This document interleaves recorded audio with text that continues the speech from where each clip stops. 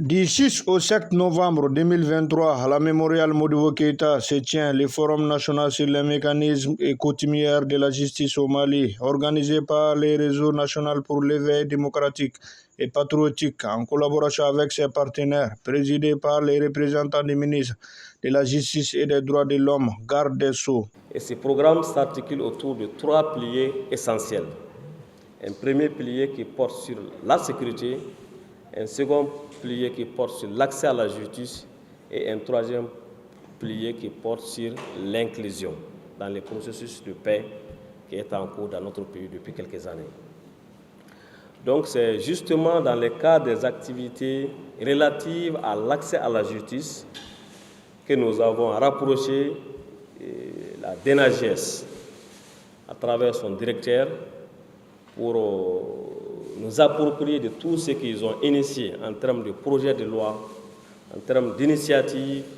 favorisant l'accessibilité de la justice aux communautés à la base, surtout dans les régions de Gao, Tombouctou et Mopti. Nous sommes dit que ces acteurs qui sont nos Dougoutiki, les chefs coutumiers et les notables qui sont sur place, malgré tout, c'est eux qui restent sur place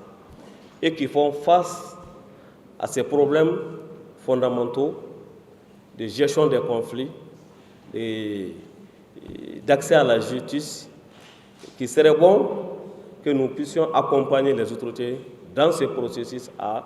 faire en sorte que ces acteurs qui interviennent dans ce secteur puissent avoir une reconnaissance légale. C'est une raison fondamentale que nous avons jugé nécessaire d'organiser ce forum de 2 jours. Et ça a été fait avec l'accompagnement de Cordet, qui nous accompagne depuis maintenant 3 ans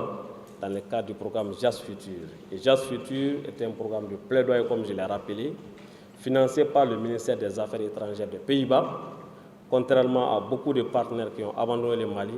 ceux-ci-là ont jugé nécessaire d'accompagner les organisations de la société civile à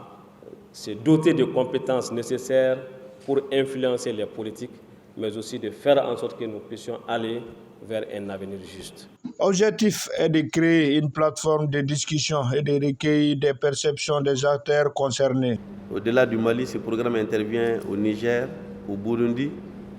en RDC, au Soudan du Sud et en Afghanistan. Vous conviendrez avec moi que tous ces pays cités sont plus ou moins dans des situations d'instabilité, que ce soit sur le plan institutionnel, sur le plan sécuritaire, donc du coup qui peut avoir un impact sur les questions de justice. Et notre rôle, c'est d'accompagner les acteurs de la société civile à faire du plaidoyer afin que les zones les plus reculées, les populations les plus vulnérables puissent avoir accès aux services de justice, de sécurité, et que les couches les plus vulnérables puissent aussi être prises en compte dans la construction de paix et des différents processus de paix en cours dans les différents pays. Donc je voudrais, en tout cas par mon intervention, remercier tous ceux qui ont fait les déplacements ce matin, mais aussi les rassurer que ceux qui nous ont devancés sur ces chantiers, que nous ferons en sorte de pouvoir jouer notre partition, en entendant aussi de passer les relais à d'autres intervenants qui vont sûrement prendre les relais à un moment donné. Comme vous le savez, tous les projets ont une durée de vie. Donc nous avons l'obligation de pouvoir contribuer, si nous avons les relais, pour que les générations futures ou les intervenants futurs puissent en tout cas continuer le combat qui ont été initiés par nos prédécesseurs. Les représentants du ministre remercient RENEDEP et les partenaires techniques et financiers et invitent les participants à des échanges fructueux. Cette activité vient en prélude à la journée de légitimité traditionnelle instituée désormais parmi les événements marquants de l'actualité du pays. Elle trouve du reste son ancrage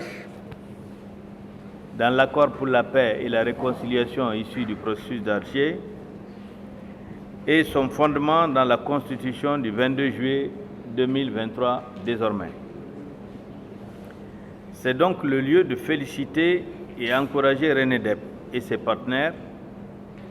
dans l'accompagnement du processus de revalorisation des autorités traditionnelles